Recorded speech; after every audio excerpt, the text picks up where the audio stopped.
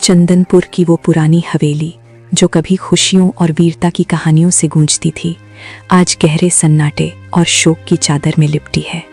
गांव का रक्षक माधव, जिसने कभी साक्षात काल को चुनौती दी थी, आज एक बिस्तर पर अपनी अंतिम सांसें गिन रहा है। माधव का शरीर पीला पड़ चुका है और उसकी उखड़ती सांसें मौत की आहट दे रही हैं। उसका इकलौता पुत्र अर्जुन उनके पास बैठा है। पिताजी, आप अपनी आंखें बंद मत कीजिए। देखिए, आपका अर्जुन आपके पास बैठा है। आपने ही तो कहा था कि आप मुझे एक महान योद्धा बनते देखना चाहते हैं, तो आज आप खुद इस तरह हार कैसे मान सकते हैं? मैं कसम खाता हूं कि मैं आपको इस काल के गले से वापस खींच लाऊंगा। बस आप अपनी हिम्मत मत हारिएगा। मैं अभी इसी वक्त गांव के सबसे बड़े वैद्य जी को लेकर आता हूं। बेटा अर्जुन, मेरी बात बहुत ध्यान से सुनो, क्योंकि शायद अब मेरे पास बोलने की शक्ति और समय बहुत कम बचा है। मेरी देह अब भारी हो रही है और ऐसा लगता है जैसे जीवन की डोर टूटने वाली है। मुझे अपनी मृत्यु का कोई डर नहीं है, पर मुझे चिंता तुम्हारी और तुम्हारी माँ की है। वो राक्षस जिसे मैंने सालों पहले भगाया था, वो आज भी बदले की आग में होगा। क्या मेरे जाने के बाद तुम इस परिवार की ढाल बन पाओगे? पिताजी, आप ऐसी कमजोर बातें करके मेरा हौसला मत तोड़िए। आप वो विशाल बरगद का पेड़ है जिसकी छांव में हमारा पूरा गांव सुरक्षित रहा है, और आज उस पेड़ को मुरझाने का कोई हक नहीं है। जहां तक उस दुष्ट राक्षस की बात है, तो याद रखिए कि मैं आपका ही अंश हूं। आपके रोम रोम में जो वीरता भरी है, वही आज मेरी रगों में साहस बनकर दौड़ रही है। मैं शपथ लेता हूं कि कोई भी बुरी शक्ति इस घर की दहलीज पार नहीं कर पाएगी। तेरी बातों में वही खनक है अर्जुन, जो कभी मेरी जवानी के दिनों में हुआ करती थी। पर पुत्र, ये बीमारी कोई साधारण बुखार नहीं है। मुझे पूरा यकीन है कि ये उस राक्षस की ही कोई मायावी चाल है, जो मुझे अंदर ही अंदर पत्थर बना रही है। वो जानता है कि जब तक मैं पूरी शक्ति में हूं, वो मेरा और इस गांव का कुछ नहीं बिगाड़ सकता। पिताजी, आपकी हर सीख मेरे लिए पत्थर की लकीर होगी, पर अभी सबसे जरूरी आपके प्राणों की रक्षा करना है। मैं आपको इस तरह बेबस होकर बिस्तर पर पड़ा नहीं देख सकता। माँ मंदिर में बैठी ईश्वर से आपके लिए जीवन दान मांग रही हैं, और मेरा मन कह रहा है कि कोई ना कोई चमत्कार जरूर होगा। आप बस अपनी सांसों को थामे रखिए, मैं वैद्य जी को लेकर अभी आता हूँ।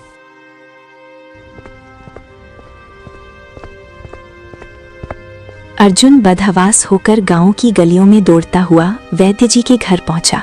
उसके माथे पर पसीने की बूंदें थीं और आंखों में पिता को खोने का खौफ साफ छलक रहा था।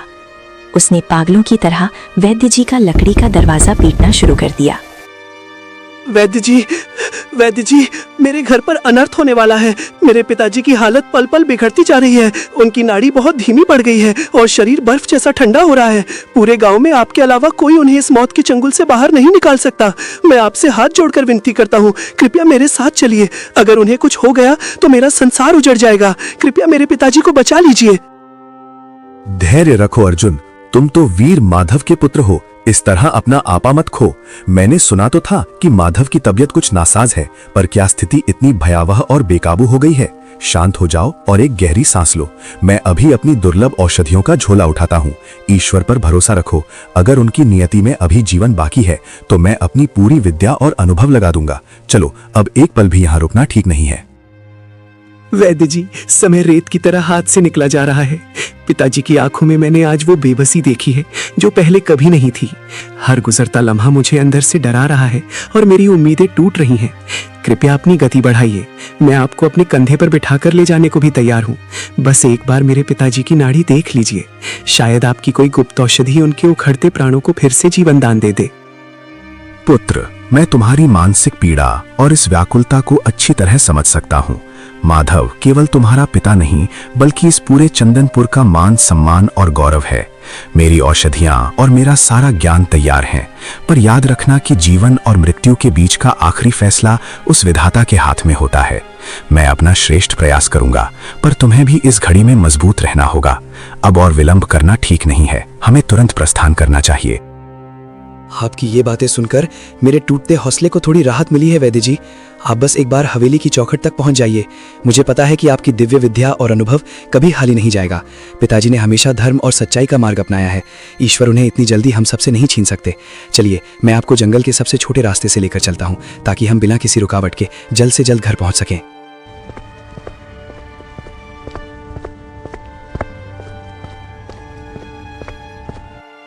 वैद्य जी हवेली पहुंचे और अत्यंत गंभीरता के साथ माधव की जांच शुरू की।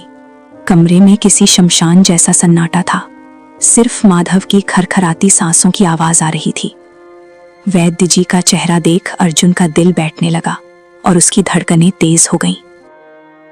वैद्य जी, आप इतनी देर से खामोश क्यों हैं? पिताजी की नाड़ी क्या संकेत दे रही है? क्या कोई ऐसी औषधि आपके झोले में है जो उन्हें तुरंत इस असहनीय पीड़ा से मुक्त कर सके?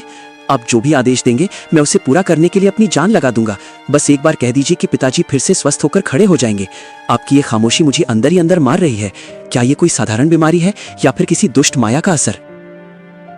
अर्जुन, सत्य बहुत कड़वा है और इसे सुनना तुम्हारे लिए कठिन होगा। तुम्हारे पिता को मूक ज्वर नामक उस असाध्य रोग ने अपनी चपेट में लिया है, जिसका संसार में कोई साधारण इलाज नहीं है। ये बीमारी नहीं बल्कि एक प्राचीन काल श्राप की तरह है, जो शरीर के रक्त को धीरे धीरे पत्थर बना देती है। मैंने अपने पूरे जीवन के अनुभव में ऐसा खतरनाक रोग नहीं देखा। इसका एकमात्र उपचार कांतारा जंगल के केंद्र में खिलने वाला नील कमल पुष्प ही है। नील कमल पुष्प? पर वैद्य जी, मैंने बड़े बुजुर्गों से सुना है कि कांतारा जंगल में तो साक्षात यमराज का वास है। वहां जो भी गया उसकी हड्डियां तक वापस लौटकर नहीं आई। क्या वाकई कोई और रास्ता नहीं है? क्या हम शहर के बड़े हकीमों से कोई दवा नहीं मंगवा सकते? पिताजी के पास इतना समय नहीं है कि मैं हफ्तों तक उस शापित जंगल में भटकता रहूं। कृपया कोई दूसरा उपाय सुझाइए वैद्य जी, मैं आपके सामने हाथ जोड़ता हूं। यदि कोई दूसरा विकल्प संभव होता तो मैं तुम्हें उस नर्क के द्वार पर जाने की सलाह कभी ना देता अर्जुन। मूक ज्वर का ये घातक विष केवल नील कमल पुष्प के अर्क से ही शांत हो सकता है। कल सूर्यास्त तक का ही समय है तुम्हारे पास। यदि तुम सूरज ढलने से पहले वो दिव्य पुष्प लेकर नहीं लौटे तो माधव के शरीर का बचा कुचा रक्त भी पत्थर की तरह जम जाएगा। अब फैसला तुम्हारे हाथ में है। पिता के प्राण बचाओगे या अपना जीवन? मेरा निर्णय अब अटल हो चुका है वैद्य जी। अगर मेरे पिता के जीवन का मूल्य कांतारा जंगल का खतरा है तो मैं उस खतरे को सहर्ष स्वीकार करता हूं। मेरा डर मेरे पिता के प्रति मेरे असीम प्रेम से बड़ा कभी नहीं हो सकता। मैं कल सुबह की पहली किरण के साथ ही उस अभिशप्त जंगल की ओर प्रस्थान करूंगा। आप बस पिताजी की उखड़ती सांसों को कल सूर्यास्त तक थामे रखने का हर संभव प्रयास कीजिए। मैं वो दिव्य पुष्प लेकर ही वापस लौटूंगा, चाहे जो हो जाए। तभी अचानक बिजली कड़की और हवेली का भारी दरवाजा धड़ाम से खुल गया। वही खौफनाक राक्षस जो वर्षों से प्रतिशोध की ज्वाला में जल रहा था, माधव का अंत अपनी आंखों से देखने के लिए आ पहुंचा था।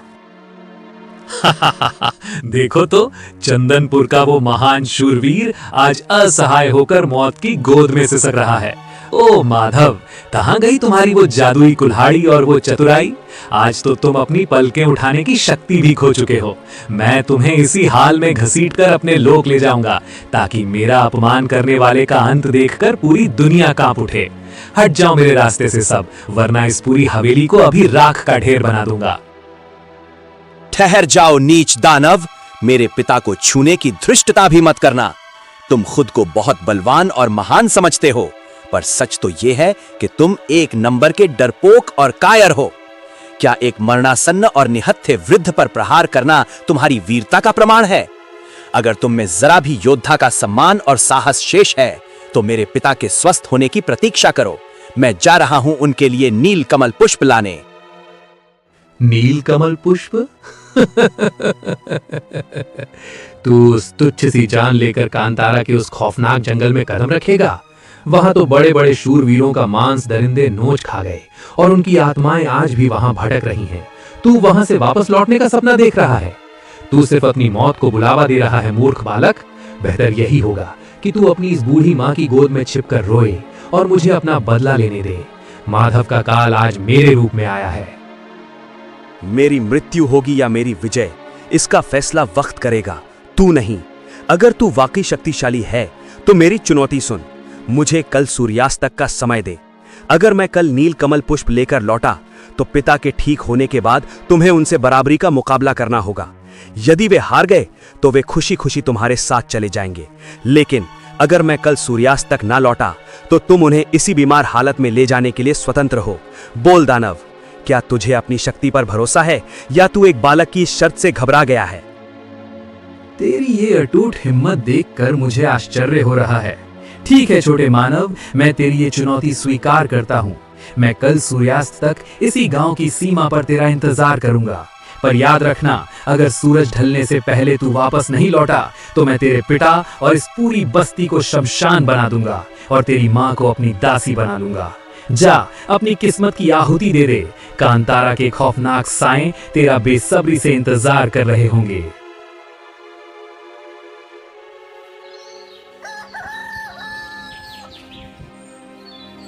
अगली सुबह की पहली सुनहरी किरण अभी कांतारा जंगल की काली धुंध को चीर भी नहीं पाई थी कि अर्जुन उस मौत के सन्नाटे में कदम रख चुका था। चारों ओर से आती डरावनी आहटों और सूखे पत्तों की सरसराहट के बीच अर्जुन के कान में एक दर्दनाक कराह पड़ी। उसने देखा कि एक नन्हा सफेद खरगोश शिकारी के जादुई तारों वाले जाल में फंसा तड़प रहा था। उसके शरीर से खून की बूंदें टपक रही थीं और उसकी आंखों में मदद की एक आखिरी उम्मीद थी। ओह, तुम कितने मासूम हो नन्हे दोस्त, पर इस जालिम जाल ने तुम्हें लहूलुहान कर दिया है। घबराओ मत, मैं तुम्हें कोई चोट नहीं पहुंचाऊंगा। पिताजी कहते थे कि जो दूसरों के दर्द को अपना समझता है, ईश्वर हमेशा उसकी रक्षा करते हैं। मैं जानता हूं कि मेरे पास समय बहुत कम है और पिताजी की सांसें प्राण छोड़ रही हैं, पर तुम्हें इस हाल में तड़पता देख मेरा मन आगे नहीं बढ़ पा रहा। बस एक पल रुको, मैं इस भारी जाल को अपनी पूरी ताकत लगाकर अभी हटा देता हूं। जैसे ही अर्जुन ने उस खरगोश को आजाद किया, अचानक पूरा जंगल सतरंगी रोशनी की दिव्य किरणों से जगमगा उठा। वो खरगोश धीरे धीरे आकार बदलने लगा और देखते ही देखते एक अत्यंत सुंदर परी के रूप में प्रकट हुआ। परी के दिव्य प्रकाश से पूरा अंधेरा मिट गया और अर्जुन विस्मय से उन्हें देखता रह गया। डरो मत अर्जुन, मैं इस कांतारा वन की रक्षक हूँ।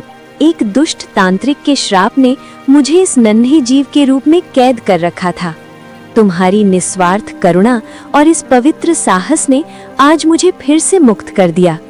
पर तुम इतनी व्याकुलता के साथ इस खौफनाक जंगल के बीच क्या ढूंढ रहे हो अर्जुन? यहाँ तो साक्षात मृत्यु हर कदम पर पहरा देती है।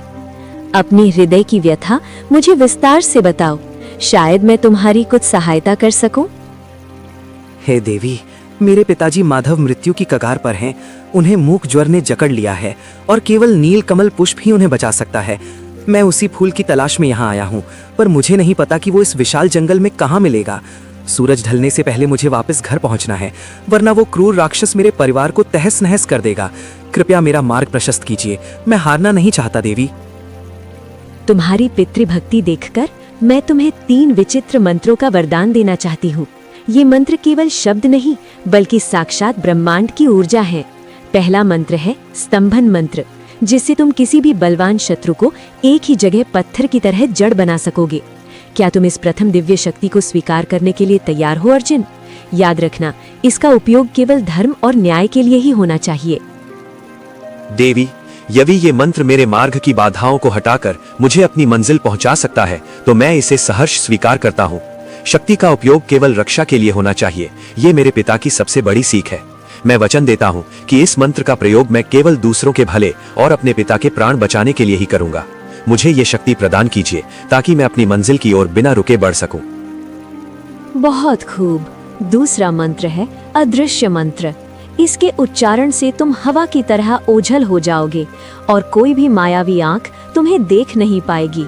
और तीसरा है सबसे शक्तिशाली विनाश मंत्र, जो किसी भी अभेद्य दीवार या काली शक्ति को पल भर में भस्म कर देगा। ये तीनों मंत्र तुम्हारी ढाल और तलवार बनेंगे। क्या तुम इनका भार संभालने का साहस रखते हो पुत्र? ये मार्ग अब और भी कठिन होने वाला है।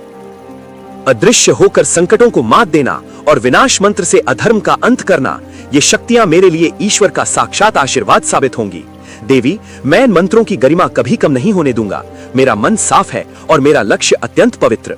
अब बस मुझे उस दिव्य झरने का मार्ग दिखा दीजिए जहां वो नील कमल पुष्प खिलता है, क्योंकि हर गुजरता सेकंड मेरे पिता की सांसें कम कर रहा है और सूरज ढलने को है।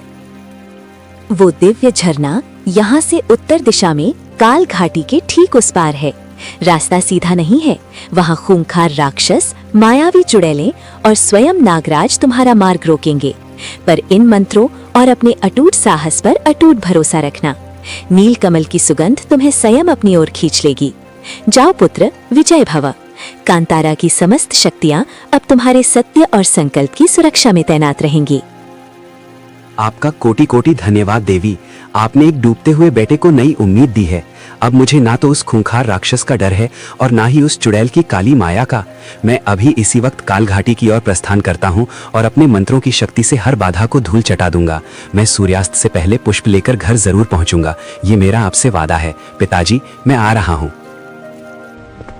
परी से आशीर्वाद लेकर अर्जुन तेजी से आगे बढ़ा। वो कुछ दूर चला ही था कि तभी काल घाटी के मुहाने पर एक विशाल और खूंखार राक्षस ने रास्ता रोक लिया। उसकी आंखें जलते हुए अंगारों जैसी थीं। वो अर्जुन को देखते ही जोर से दहाड़ा और धरती कांप उठी। हा हा हा हा, एक मूर्ख बालक खुद चलकर मेरी गोद में आया है। ओ मानव, तूने कांतारा की सीमा लांघने की जुर्रत कैसे की? आज मैं तेरी हड्डियां चबाकर अपनी सदियों की भूख मिटाऊंगा। तैयार हो जा अपनी मौत के लिए, क्योंकि यहाँ तुझे बचाने कोई नहीं आएगा। तेरी चीखें सुनने वाला भी यहाँ कोई नहीं है। तू मेरा आज का स्वादिष्ट भोजन बनेगा और तेरी रूह को भी मैं नहीं छोड़ूंगा। मूर्ख राक्षस, मेरा रास्ता छोड़ दे। मैं यहाँ तुमसे लड़ने नहीं आया, पर अगर तुमने मुझे रोकने की कोशिश की तो परी का दिया हुआ मंत्र तुम्हें अभी इसी वक्त पत्थर बना देगा। मेरे पिता की सांसें रुकी हुई हैं और मैं उनके लिए साक्षात यमराज से भी टकराने को तैयार हूं। हटो मेरे रास्ते से, वरना तुम्हें अपनी जान से हाथ धोना पड़ेगा। ये मेरी आखिरी चेतावनी है। अपनी खैर मनाओ, वरना पछताओगे। एक छोटा सा बच्चा मुझे धमकी दे रहा है। तेरी ये जुर्रत! ले, अब झेल मेरी शक्तियों का प्रहार। मर जा अधम मानव! तेरी ये बहादुरी अभी तेरी आखिरी चीख में बदल जाएगी। कोई शक्ति तुझे मेरी पकड़ से नहीं बचा पाएगी। आज तेरा अंत निश्चित है। हा हा हा हा हा। मेरी एक ही चोट तुझे मिट्टी बना देगी और तेरा नामो निशान हमेशा के लिए इस जंगल से मिट जाएगा। राक्षस ने अपनी जादुई शक्तियों से अर्जुन पर वार करना शुरू कर दिया। अर्जुन गुस्से से लाल हो चुका था। उसने सोचा कि यही समय है पहले मंत्र के उपयोग का। उसने वो मंत्र बोला, ओम स्तंभनम कुरु कुरु स्वाहा। ओम स्तंभनम कुरु कुरु स्वाहा। ओम स्तंभनम कुरु कुरु स्वाहा। अर्जुन के मंत्र बोलते ही वो राक्षस एक पत्थर की मूर्ति बन जाता है। देखो राक्षस, तुम अब अपनी जगह से इंच भी नहीं हिल सकते। तुम्हारा ये भारी शरीर अब पत्थर की तरह जड़ हो चुका है। तुमने सोचा था कि तुम इस अर्जुन को डरा दोगे, पर अब तुम खुद अपनी बेबसी पर रोओगे। तुम्हारी ताकत अब धरी की धरी रह गई। तभी राक्षस की मूर्ति से आवाज आती है, लेकिन उसका हाथ, पैर और मुंह कुछ भी नहीं हिल रहा था। बस उस राक्षस की आवाज सुनाई देती है, ये क्या जादू है? मेरा शरीर पत्थर बन गया है। मैं अपनी उंगली तक नहीं हिला पा रहा। अरे ओ अर्जुन, मुझे आजाद कर दे। ये कैसी विचित्र शक्ति है जो एक महाबली राक्षस को बेबस कर रही है। मुझे छोड़ दे, मैं तुझे रास्ता दे दूंगा और कभी वापस नहीं आऊंगा। मुझे मुक्त करो, मैं अपनी हार स्वीकार करता हूँ। तुम्हारी आजादी हरगिज नहीं। तुमने इस अर्जुन का रास्ता रोका है, इसलिए अब तुम हमेशा के लिए इसी अवस्था में रहोगे। मंत्र का प्रभाव अद्भुत है। अब मुझे और भी तेजी से आगे बढ़ना होगा, क्योंकि समय बहुत कम है। मंजिल अभी दूर है और सूरज ढलने को है। पिताजी, मैं आ रहा हूँ, बस कुछ ही समय और। नील कमल पुष्प अब मुझसे ज्यादा दूर नहीं है। मैं उसकी महक को महसूस कर पा रहा हूँ।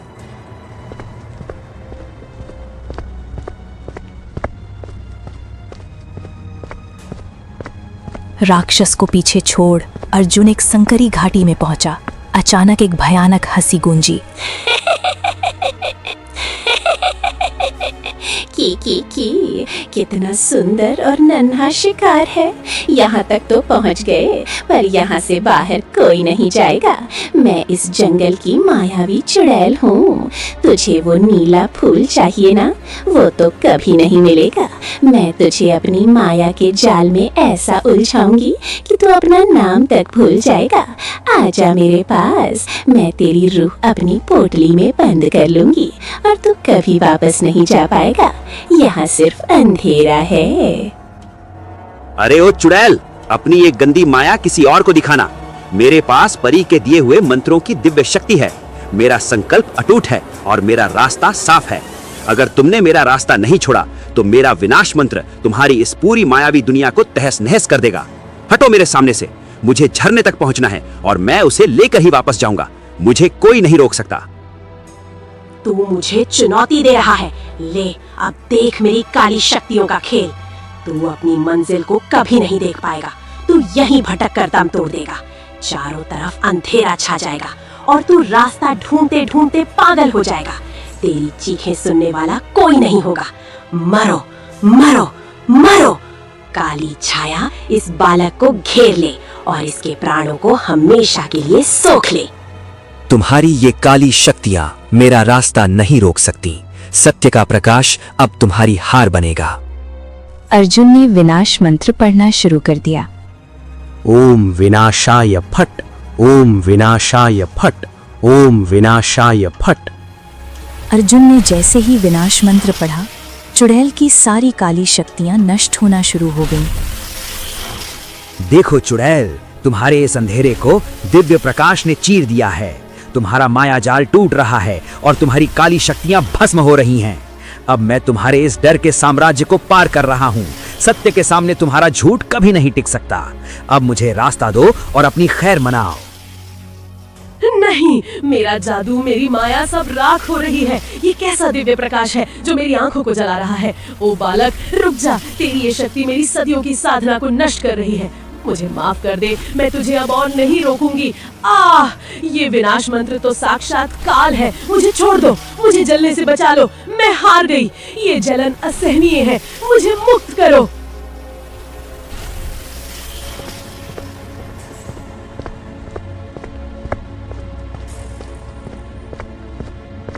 चुड़ैल को हराकर अर्जुन अंततः उस दिव्य झरने के पास पहुंचा।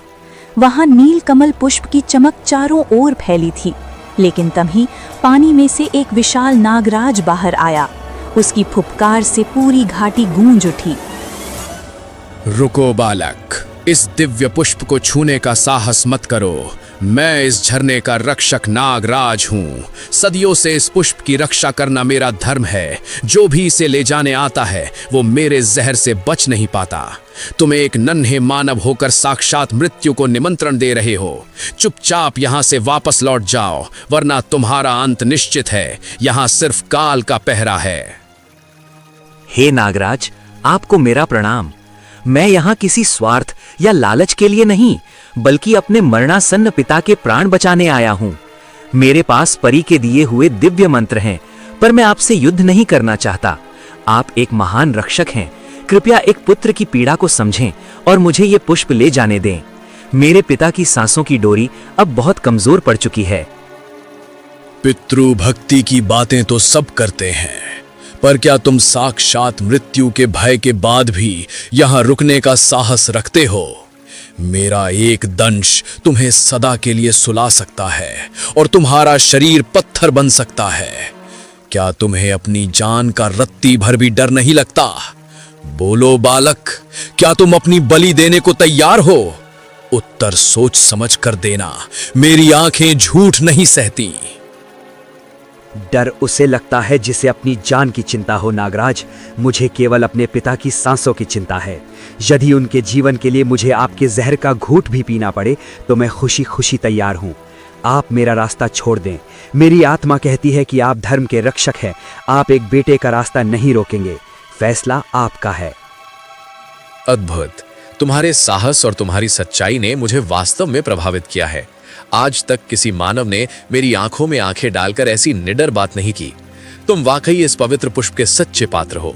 मैं स्वयं तुम्हें मार्ग देता हूं और तुम्हारी रक्षा का वचन देता हूं। जाओ पुत्र, पुष्प ले लो और अपने पिता को नया जीवन प्रदान करो। मेरी दुआएं तुम्हारे साथ हैं।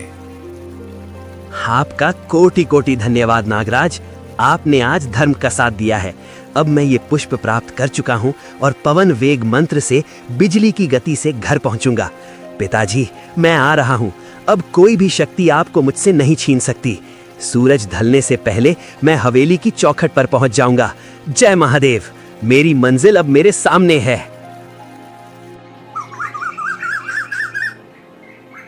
सूरज अब ढलने ही वाला था।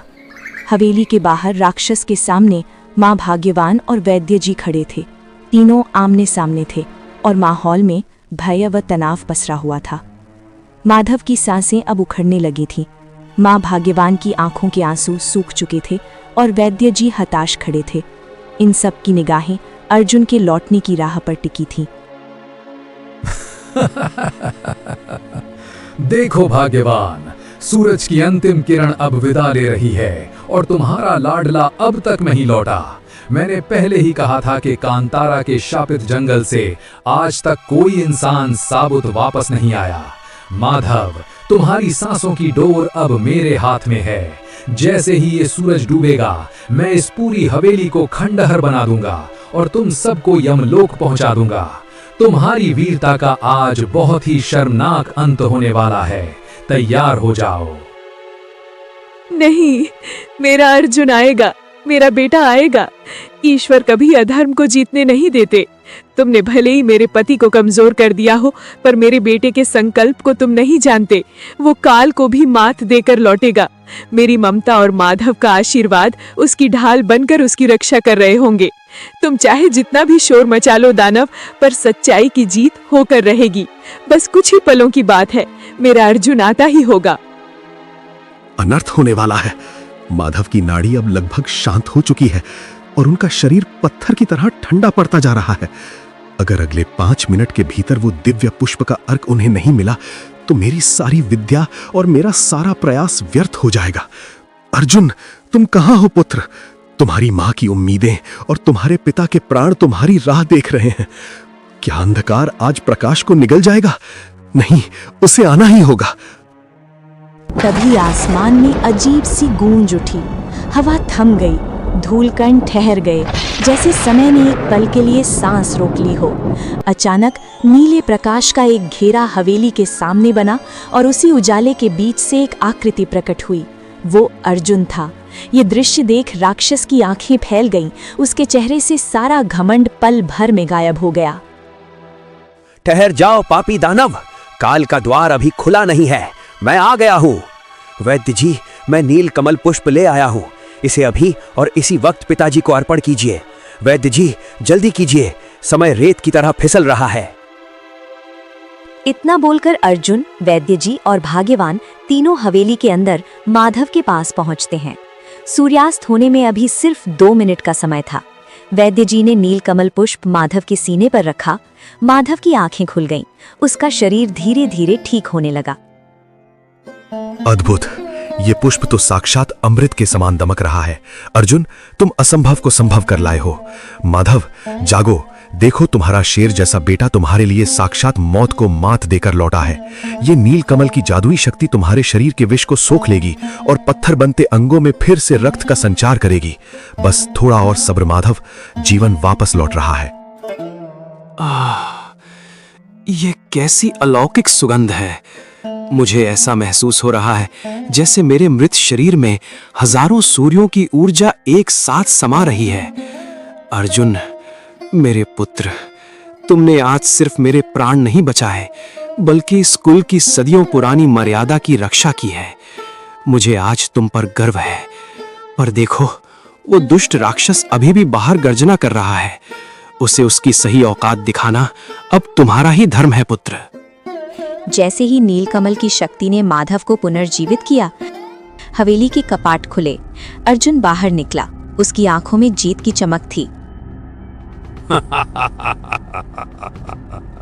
देख बालक, सूरज की अंतिम किरण अभी ढली नहीं है और तेरा बाप फिर से खड़ा हो गया।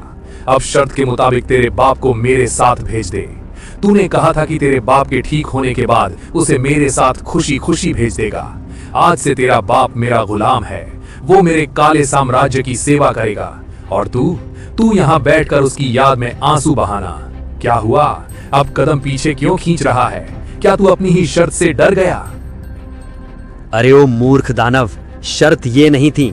शर्त में मैंने कहा था कि अगर मैं पुष्प लेकर लौटा और मेरे पिताजी स्वस्थ हो जाएं, तब तुझे उनसे मुकाबला करना होगा। और देख, पिताजी अब स्वस्थ हैं, लेकिन अब मुकाबला पिताजी से नहीं, मुझसे करना होगा। तुझे क्या लगा था कि मैं 7 समुंदर पार से काल की घाटियों को चीर कर केवल इसलिए आऊंगा कि अपने पिता को तेरे जैसे नीच दरिंदे के हवाले कर दूं? तूने छल से सौदा किया था और मैंने अपनी बुद्धि से तुझे मात दी है। विश्वासघाती, तूने एक दानव की आंखों में धूल झोंकी है। तूने वादा किया था, तूने मेरी शक्तियों का मजाक उड़ाया है। अब देख, मैं तुझे और तेरे इस पूरे गांव को कैसे शमशान बनाता हूँ। राक्षस ने अपनी जादुई शक्तियों से वार किया, लेकिन अर्जुन को अब भयंकर गुस्सा आ चुका था। बिना किसी मंत्र के अर्जुन ने उस विशाल राक्षस की गर्दन दबोच ली। उसने किसी खिलौने की तरह उसे हवा में उछाला और जमीन पर पटक पटक कर उसकी ऐसी धुलाई की कि राक्षस के दांत खट्टे हो गए। अर्जुन के मुक्कों ने राक्षस की सारी जादुई हेकड़ी निकाल दी और वो अपनी फटी हुई खाल बचाकर वहां से कुत्ते की तरह दुम दबाकर भागा।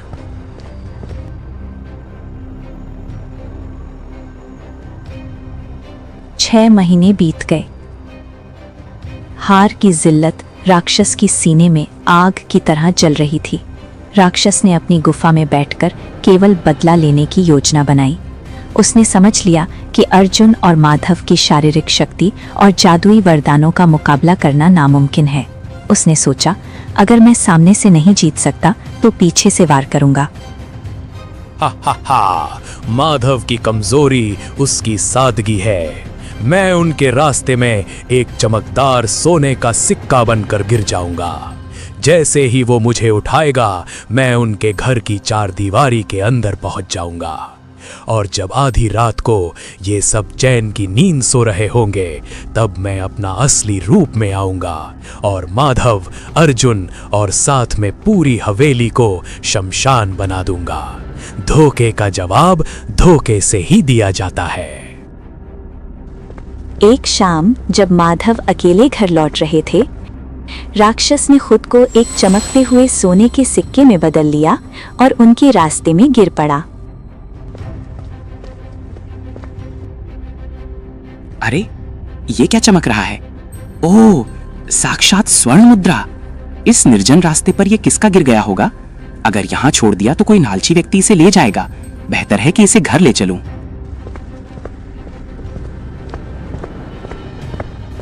माधव घर पहुंचे और उन्होंने वो सिक्का सीधे उस जादुई थैले में डाल दिया। राक्षस मन ही मन जश्न मना रहा था कि वो अब घर के भीतर है, लेकिन वो मूर्ख ये भूल गया कि उस थैले को साधु बाबा का वरदान प्राप्त था कि जो एक बार इस थैले के भीतर गया, वो माधव की इजाजत के बिना बाहर नहीं आ सकता। उसे अपनी गलती का एहसास हुआ। थैले के अंदर की जादुई दीवारों ने उसे चारों तरफ से जकड़ लिया और उस पर अदृश्य कोड़ों की बरसात शुरू हो गई। ये क्या हो रहा है? मैं बाहर क्यों नहीं निकल पा रहा? ये थैला है या कोई नरक का द्वार? मेरी जादुई शक्तियां यहाँ काम नहीं कर रही। कोई मुझे यहाँ हजारों डंडों से पीट रहा है। बचाओ, मुझे बाहर निकालो। माधव, अर्जुन, मुझे आजाद करो, मैं मर रहा हूँ।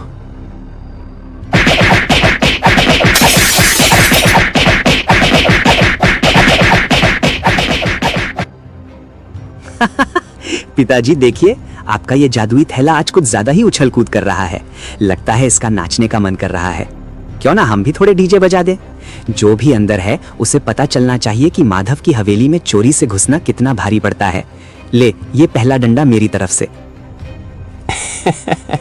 रुक जा अर्जुन, ज्यादा मत मार, वरना ये थैला ही फट जाएगा।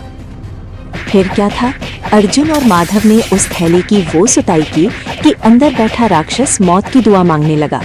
उसे डंडों से ऐसे कूटा गया कि उसका चेहरा पहचान में नहीं आ रहा था।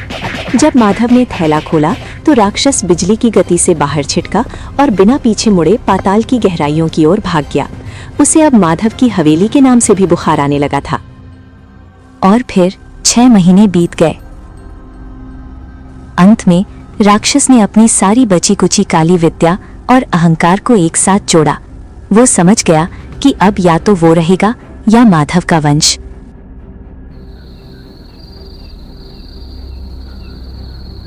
अमावस्या की काली रात में वो पहाड़ से भी ऊंचा रूप धारण करके हवेली के सामने खड़ा हो गया।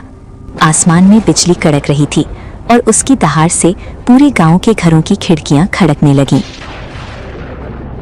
बहुत हुआ लुका छिपी का खेल अर्जुन। आज न कोई थैला काम आएगा न कोई चालाकी। आज साक्षात यमराज का दूत बनकर आया हूँ। आज मैं इस पूरी हवेली को मिट्टी में मिला दूंगा और तेरे पिता के खून से अपनी प्यास बुझाऊंगा। आ सामने अगर तुझ में एक योद्धा का रक्त है। तूने अपनी मौत को खुद बुलावा दिया है दानव। तूने शांति को कमजोरी समझा, अब अपनी तबाही देख। पिताजी, आज इसका अंत मैं करूंगा। अर्जुन ने परी का दिया हुआ विनाश मंत्र पढ़ना शुरू कर दिया। ओम विनाशाय फट, ओम विनाशाय फट, ओम विनाशाय फट। जैसे ही अर्जुन के मुंह से अंतिम शब्द निकला, आसमान में एक भयानक बिजली कड़की और पलक झपकते ही राक्षस के शरीर में आग लगना शुरू हो गई। ये कोई साधारण आग नहीं थी, ये धर्म की अग्नि थी जो उसे भीतर से जला रही थी। उसकी चीखें पूरे आसमान को चीर रही थीं, लेकिन दया की कोई गुंजाइश नहीं थी। देखते ही देखते वह भयानक दानव जलकर राख की एक ढेरी में बदल गया। हवा चली और वो राख भी हवा में विलीन हो गई। बुराई का नामो निशान मिट चुका था और चंदनपुर में फिर से धर्म का सूरज चमक उठा।